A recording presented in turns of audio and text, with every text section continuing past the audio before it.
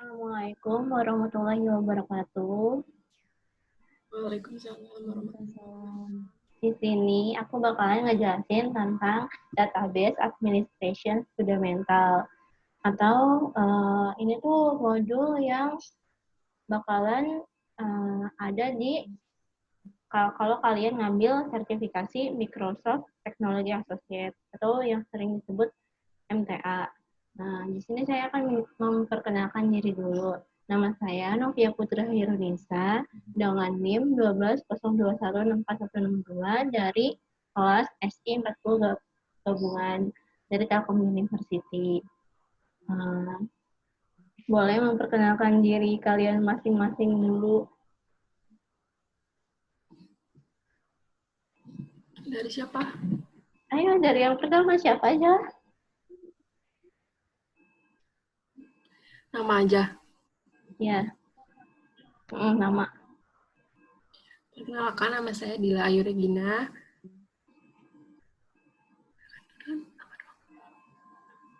Ajeng. Perkenalkan, saya Sri Aja Nurusiam. Perkenalkan, nama saya Bella Novi Budiawati.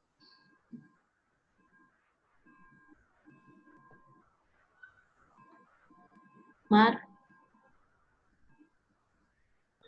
Perkenalkan, nama saya Marinta Fani Guru Tarigan. Satunya?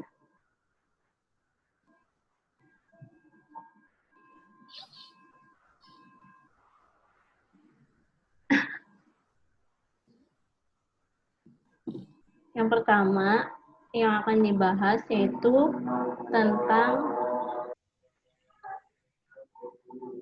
azan. Dulu ya, bentar. Aku bahas dari ulang aja ya. Iya ya. Pembahasan yang pertama itu tentang Introduction Core Database Concept. Terus yang kedua itu Relational Concept. Terus Creating Database Object. Kemudian Manipulating Data dan Administration Database. Yang pertama itu modul tentang Introduction Core Database Concept. Di sini membahas tentang apa sih itu database. Database merupakan kumpulan data yang terorganisasi yang disimpan dalam komputer secara sistematik, di mana database dapat memungkinkan untuk mengatur data, memasukkan data, dan dapat mengambil data secara cepat dan akurat.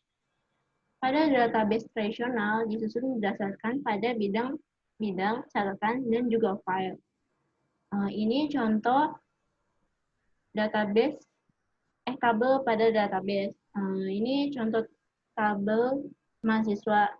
Nah, pasti kan ada NIM, terus nama mahasiswa, kode mata kuliah, nama mata kuliah, SKS, nama semester, dan nilai. Kemudian, selanjutnya itu tentang apa sih itu tabel. Tabel database merupakan kumpulan baris dan kolom yang digunakan untuk mengatur informasi untuk satu topik. Baris dalam tabel berisi beberapa atribut. Berikut tabel yang disimpan pada database. Ini tabel tentang produksi. Itu ada ID, terus ada nama produksinya, terus ada unit yang terjualnya. Terus tipe database ada dua, hierarki sama relational.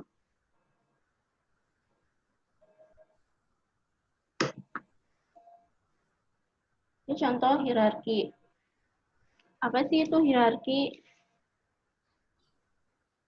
Hierarki adalah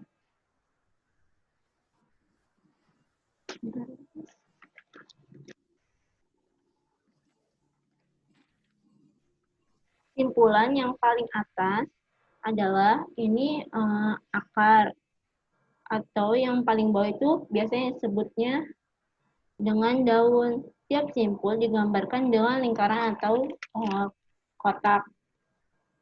Simpul yang berada di atas, simpul daun, itu disebutnya orang tua, sedangkan yang berada di bawah itu disebutnya anak, di mana orang tua dapat memiliki satu anak. Akan tetapi anak hanya boleh mempunyai satu orang tua. Terus juga orang tua juga bisa memiliki lebih dari satu anak. Contohnya pada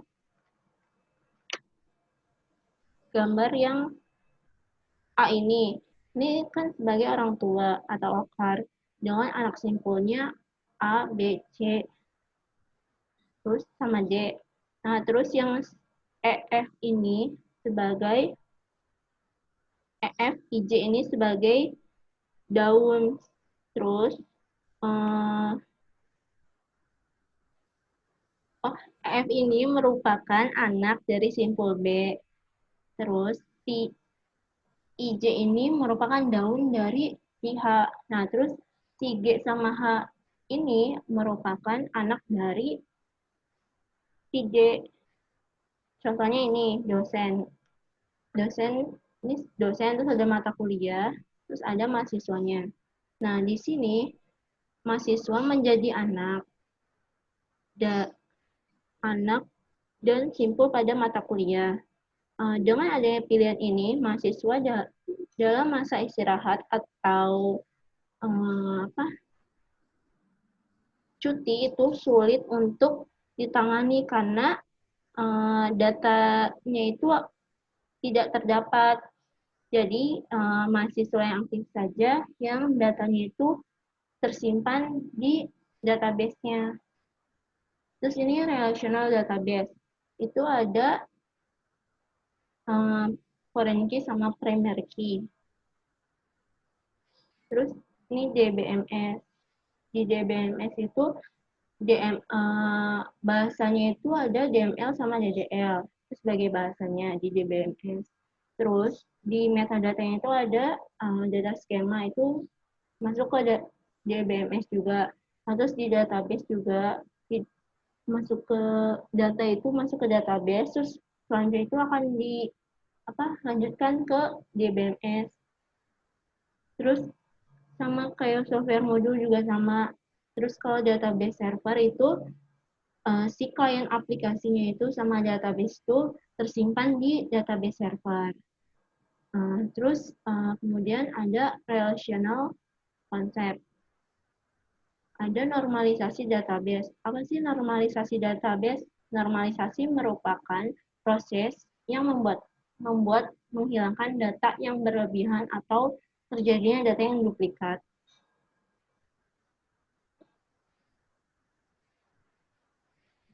Di sini ada 5 bentuk normalisasi.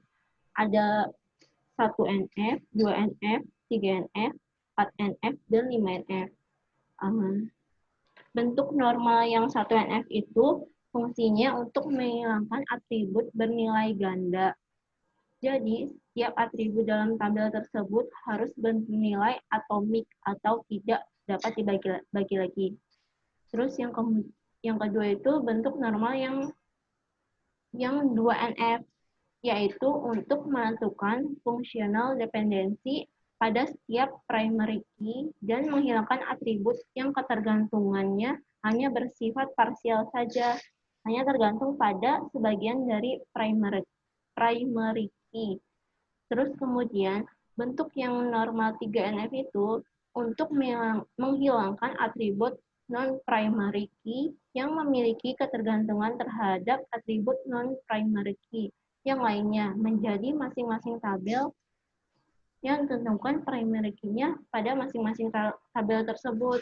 Kemudian yang keempat itu bentuk normal 4NF, yaitu untuk membuat dan tabel tersebut tidak boleh memiliki lebih dari sebuah multi-value attribute.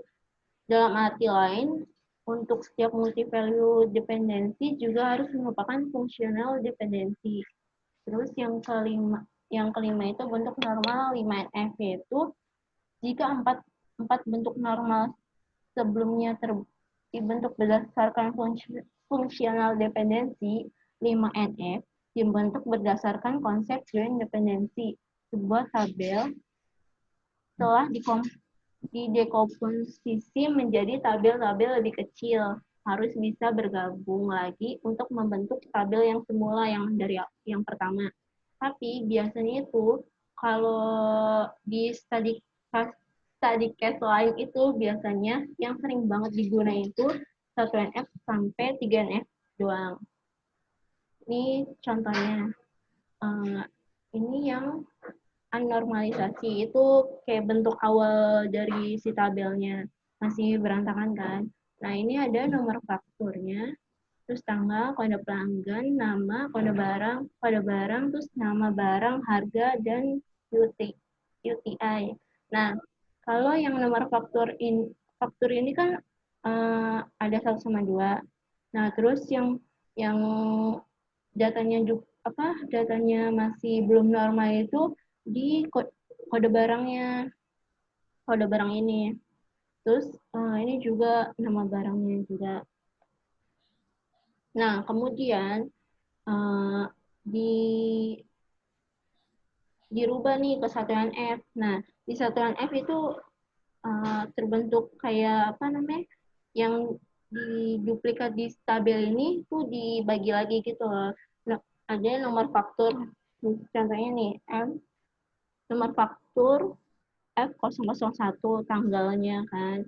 Terus ini kode pelanggannya, terus namanya yang ini sama, terus kode barang yang ini dipisahin. Terus juga nah barangnya juga dipisahin gitu. Ngerti?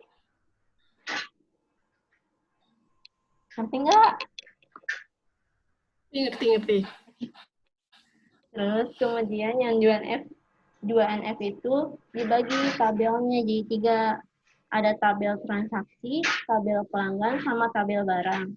Nah, ini yang tabel pelanggan ini, di primary key-nya kan ada di kode pelanggan. Nah, ini ada P01 sama P02 digabungin. Terus ini namanya yang punya P01 sama P02. Terus di di tabel barang juga gitu. Yang jadi primary key-nya itu kode barang. Itu 01, 02 sama 03.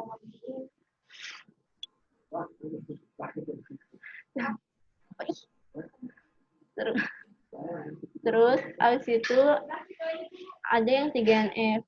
Yang 3NF ini dibagi jadi 4 tabelnya. Tabel transaksi, tabel detail, tabel barang, sama tabel pelanggan.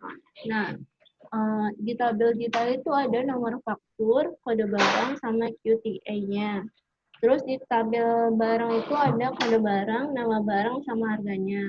Terus di tabel pelanggan itu ada kode pelanggan sama namanya. Nah, ini itu di tabel detail itu yang jadi primary key-nya itu si nomor fakturnya. Terus di sini kode barang ini juga diambil dari tabel barang sini. Kode barang. Nah, terus kemudian habis itu kode pelanggan juga diambil primary key-nya dari sini. Terus selanjutnya membahas tentang referential integrity.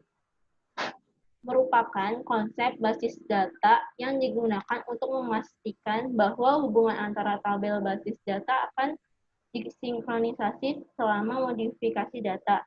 Kombinasi antara primary key dan foreign key digunakan untuk melakukan integrasi referensial pada database. Selain primary key dan foreign key, juga dapat dibatasi oleh unique key untuk menjaga integritas referensial.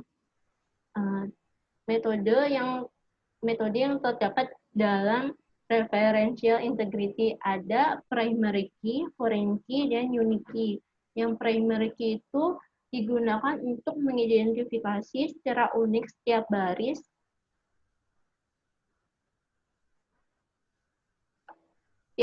tabel hanya dapat memiliki satu primary key dengan membuat indeks unik pada kolom primary key. Terus yang kedua itu foreign key. Foreign key merupakan sebuah atribut atau gabungan atribut yang terdapat dalam suatu tabel yang digunakan untuk menciptakan hubungan relasi antara dua tabel dalam relational database.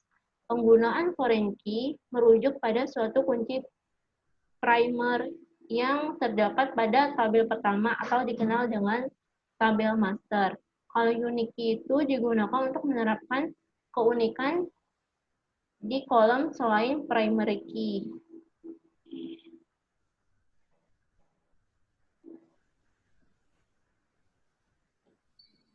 Terus ini contoh di di foreign key-nya. Jadi di sini pada gambar ini departemen ID yang berada dalam tabel karyawan ini merupakan foreign key sebab kolom departemen ID merujuk pada kolom departemen ID yang berada di tabel departemen. Dalam hal itu, kolom departemen ID pada tabel departemen disebut dengan kunci primer atau primary key. Ini primary key-nya. Terus, kemudian ini yang contoh yang ada di tabel recording-nya itu kan ada artis ID sama genre ID. Nah, ini artis ID sama genre ID itu jadi foreign key. Nah, terus di tabel si artis ID-nya ini menjadi primary key. Kemudian di genre-nya itu, si genre ID-nya itu jadi primary key. Terus kemudian membahas tentang creating database object. Yang terdapat di creating database object itu ada data type atau tipe data. Tipe data adalah atribut yang menentukan jenis data yang dapat disimpan oleh suatu objek serta jumlah bit informasi yang dapat disimpan dalam objek. Tipe data numerik yang tepat itu biasanya ada integer sama tiny integer. Ada tipe data SQL Server yang paling umum digunakan untuk menyimpan informasi yang memiliki tipe data numerik. Terus macam-macam tipe data. Ada bit, terus ada tiny integer, small integer, big integer, numerik, desimal, small money, terus money, terus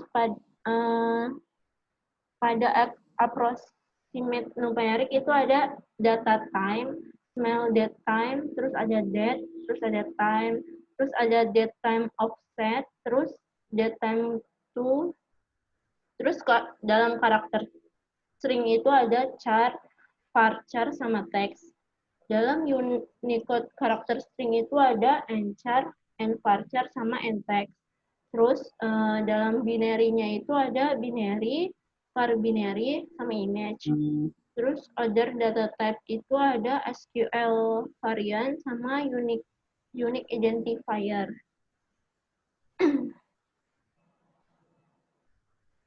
Kemudian menjelaskan tentang data definition language, merupakan perintah SQL yang berhubungan dengan pendefinisian suatu struktur database.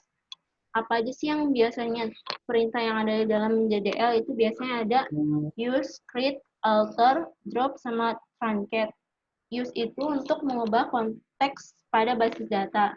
Terus create itu untuk membuat objek basis data SQL Server. Terus pada alter itu mengubah objek yang ada di database. Terus drop itu untuk menghapus objek dari database.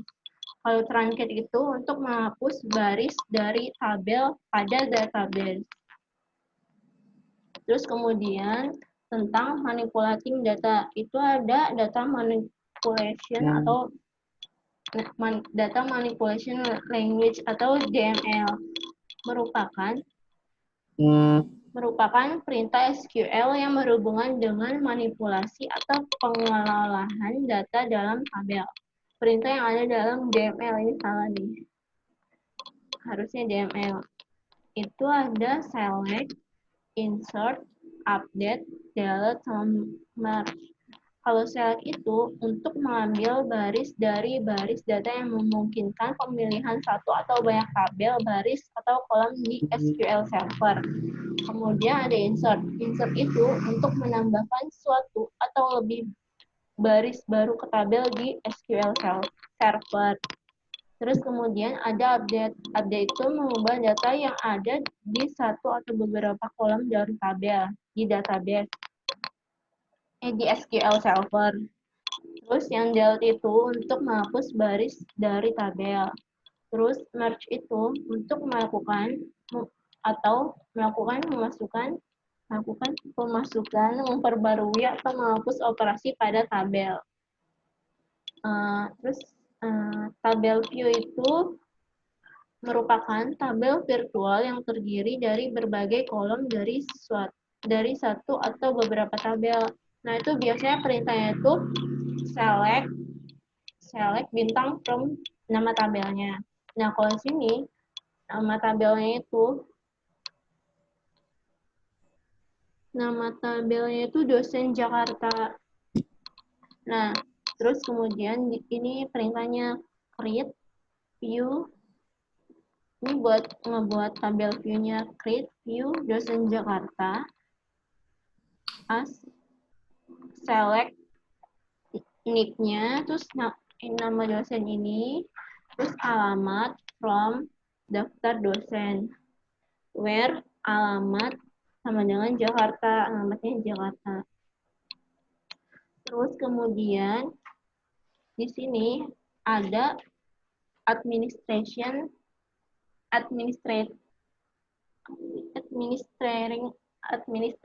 a database. Itu ada security.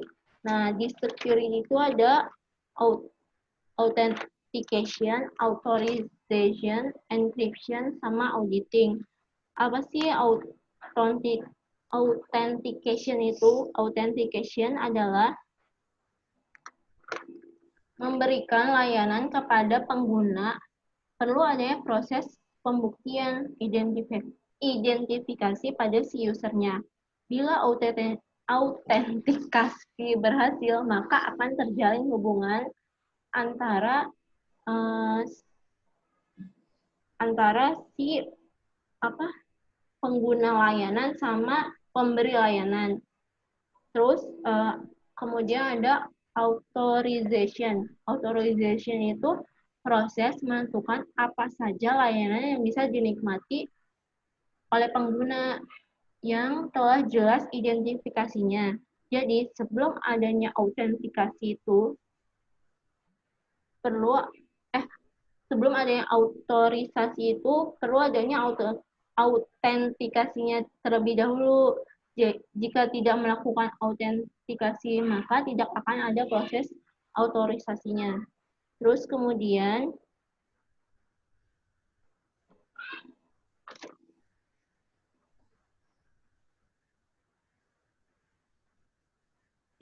apa sih enkripsi? Encryption itu cara yang paling efektif untuk memperoleh pengamanan pada data.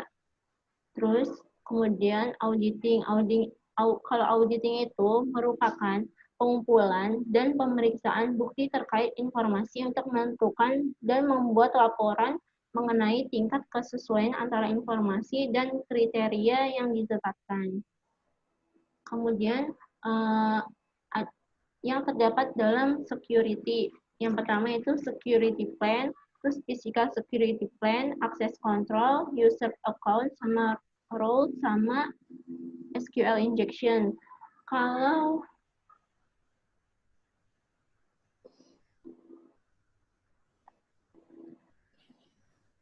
Kalau security plan itu mengidentifikasi pengguna mana yang dapat melakukan tindakan terhadap data dalam sebuah database. Terus kalau physical security plan itu membahas keamanan lokasi aktual pada basis data. Kemudian kalau akses kontrol itu memastikan dan membatasi siapa yang dapat terhubung dan apa yang dapat mereka lakukan. Terus kalau user account itu memberikan pengguna akses ke dalam basis data. Kalau roles itu memberikan izin ke database-nya. Terus kalau SQL injection itu serangan di mana kode berbahaya dimasukkan ke dalam string kemudian diteruskan ke kontrol SQL server, menunggu penguraian dan eksekusi, memperbaiki peran pada server. Terus database security itu adalah mengamankan konten pada basis data. Terus desain, pengujian, dan melakukan implementasi keamanan diperlukan untuk memastikan bahwa kerahasiaan tidak terganggu. Yang terdapat dalam server roles itu ada bulk admin, DB creator, disk admin, proses admin, security admin, server admin, setup admin, dan sysadmin. Bulk admin itu adalah dapat melakukan operasi penyisipan massal. Terus DB creator itu dapat membuat, mengubah, dan menjatuhkan dan mengembalikan basis data. Disk admin itu dapat membuat, mengubah, dan menghapus file disk. Kalau proses admin itu dapat menghentikan proses SQL server yang sedang berjalan. Kalau security admin itu dapat mengelola login untuk server. Kemudian server admin itu dapat mengkonfigurasi pengaturan seluruh server dan mengatur pencarian teks lengkap dan memastikan server dapat dikonfigurasi. Terus kalau setup admin itu dapat mengkonfigurasi server yang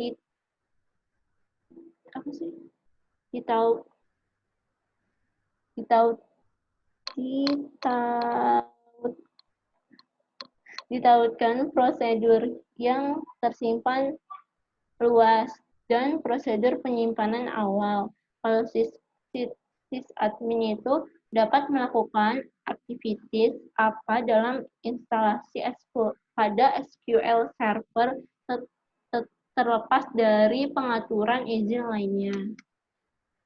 Kemudian ada database level security.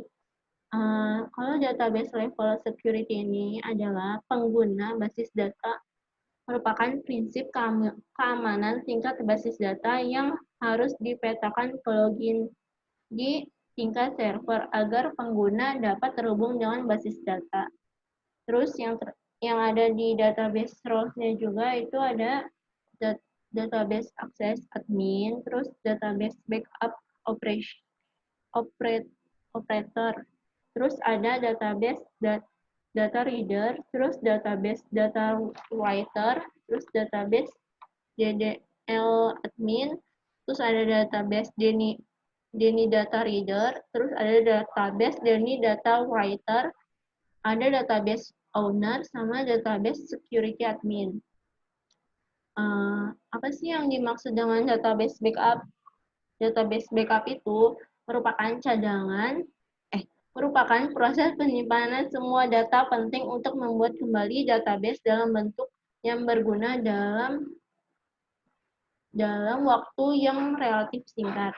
Pencadangan basis data dilakukan sehingga dapat memulihkan data jika rusak atau hilang. Tipe data dalam database itu ada dua, full backup sama incremental backup atau transactional loop.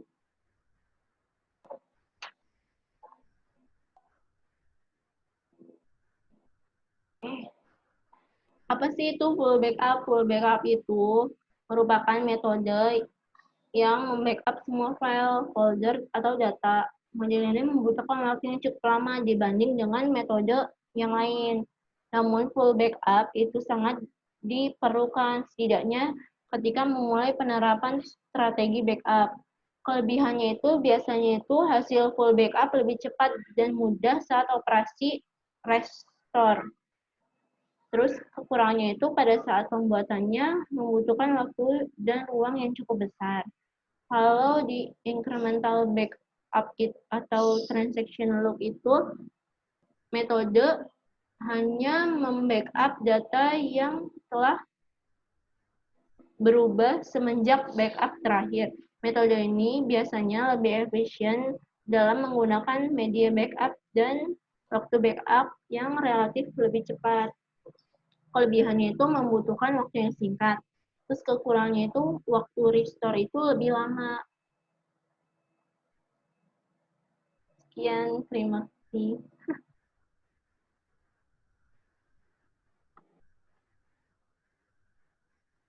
Ada yang mau ditanyain?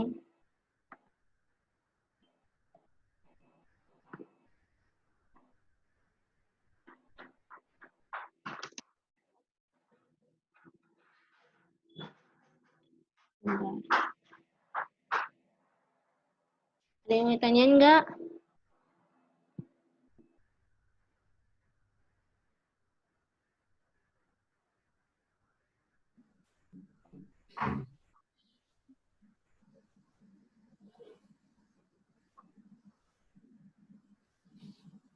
Aku jelas gak sih ininya? Ngejelasinnya? Jelas gak sih? Jelas. Jelas. Jelas. Nama aku kayak gini. Apa? Kok nama aku kayak gitu? Tahu.